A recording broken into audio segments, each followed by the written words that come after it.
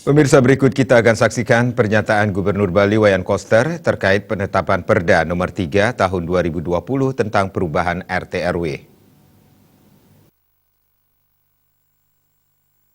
Pemirsa Bali TV berjumpa kembali bersama saya Winata dalam berita terkini, dan kali ini saya melaporkan dari gedung atau dari rumah dinas Gubernur Bali dari Jaya Sabe, dan akan dilaksanakan konferensi pers atau pernyataan dari Gubernur Bali Bapak Wayan Koster berkaitan dengan Perda Nomor 3 Tahun 2020 tentang perubahan atas Perda Nomor 16 Tahun 2009 ya, berkaitan dengan RT/RW Provinsi Bali. Kita ikuti penjelasan lengkap dari Gubernur Bali berkaitan dengan Perda Nomor 3 Tahun 2020 berikut ini.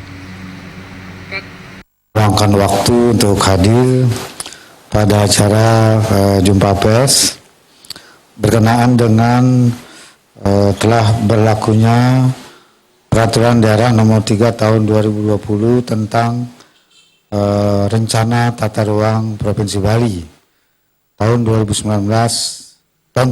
sampai 2029. Sebenarnya ini merupakan perubahan atas Peraturan Daerah Nomor 16 Tahun 2009. Saya perlu menyampaikan beberapa poin. Yang pertama, bahwa Provinsi Bali yang luasnya menurut peta itu adalah 559.472,91 hektar, terdiri dari 9 kabupaten kota, 57 kecamatan, 716 desa kelurahan, dan 1.493 desa adat. Bali tidak memiliki sumber daya alam yang melimpah, namun memiliki kekayaan dan keunikan adat istiadat, tradisi seni dan budaya, serta kearifan lokal yang adiluhung, sehingga menjadikan Bali sebagai pusat peradaban dunia atau Padma Buana dunia. Dengan kekayaan dan keunikan budaya tersebut, Bali sangat dicintai dan dikenal oleh masyarakat dunia yang telah mendorong tumbuhnya pariwisata di Bali secara dinamis serta berdampak pada kemajuan pembangunan secara keseluruhan di Bali.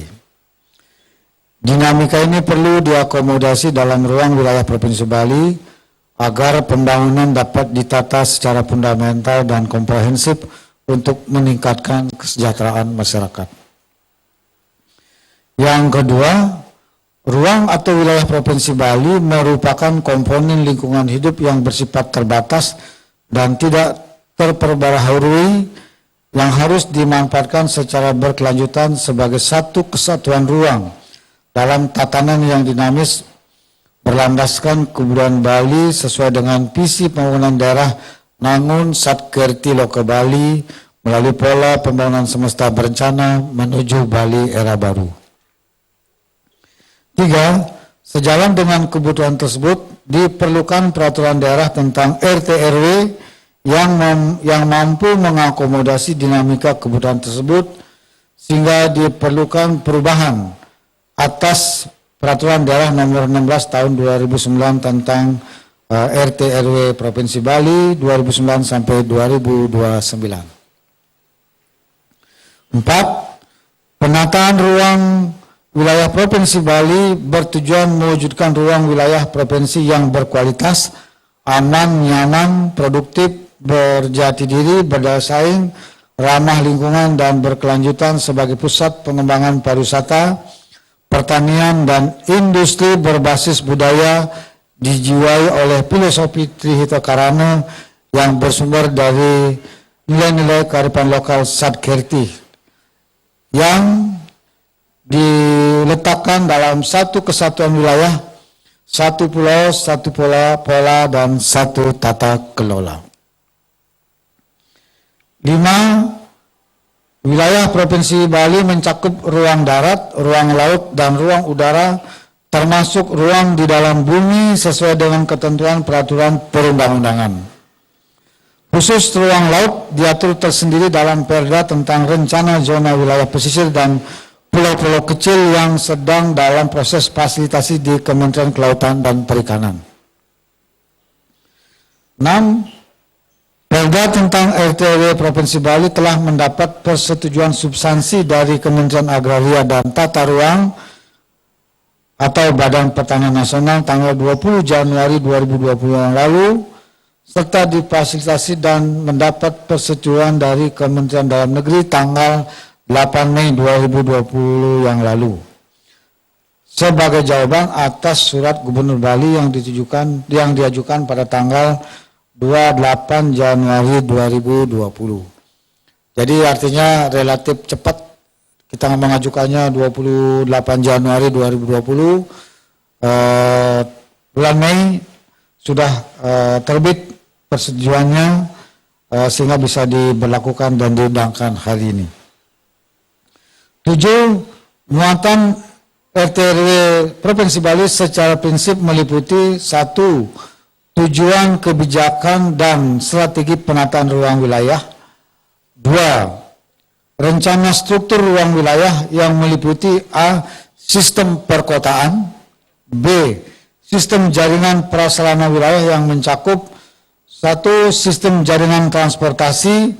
Di sini diakomodir rencana pembangunan 5 ruas jalan tol, pembangunan jalan baru dan jalan shortcut, pengembangan pelabuhan benua, pembangunan pelabuhan baru dan pelabuhan segitiga emas Sanur, Nusa Penida dan Nusa Lembongan, pembangunan jaringan perkeretaapian, pembangunan bandar udara Bali Utara, kemudian 2, sistem jaringan energi, yaitu pengembangan pembangkit listrik ramah lingkungan, penggantian bahan bakar gas untuk seluruh PLT, pengembangan jaringan listrik Jawa Bali melalui kabel bawah laut,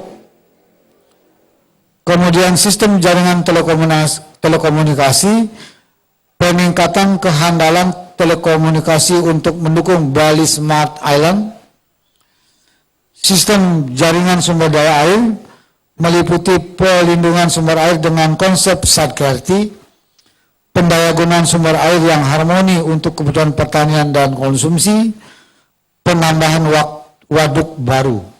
Ada 4 waduk yang tengah dibangun sekarang ini. Kemudian sistem jaringan prasarana lingkungan dan prasarana lainnya meliputi pemerataan penyediaan air minum, perluasan pengelolaan limbah terpusat, kemudian pengelolaan sampah berbasis sumber dan pengelolaan sampah plastik. Berikut rencana pola ruang wilayah meliputi kawasan lindung dan kawasan budidaya, penetapan kawasan strategis provinsi, arahan pemanfaatan ruang wilayah, arahan pengendalian pemanfaatan ruang wilayah. Arahan pengendalian pemanfaatan ruang wilayah. 8. Terakhir, dengan ditetapkannya perda ini, maka Bali telah memiliki pedoman penataan ruang secara umum yang selanjutnya pemerintah Kabupaten Kota Sebali agar menyesuaikan dengan perda RT/RW Kabupaten Kota masing-masing. Saya kira ini yang perlu saya sampaikan mengenai hal yang sangat penting untuk mengatur pelaksanaan pembangunan daerah Bali sesuai visi Nangun Sarkit Toloka Bali yang memang sangat membutuhkan tata ruang yang baru sejalan dengan penataan pembangunan Bali secara fundamental dan komprehensif. Saya kira itu yang perlu saya sampaikan.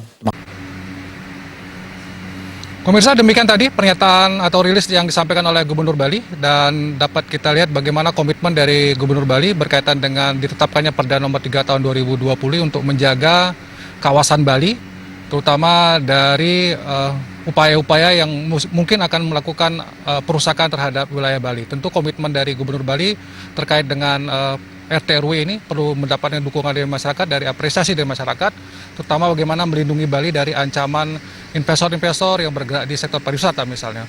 Komitmen untuk mewujudkan Nangun Sarkit Toloka Bali merupakan komitmen yang teguh yang dipegang oleh Gubernur Bali. Demikian berita terkini. Sampai jumpa di berita terkini berikutnya.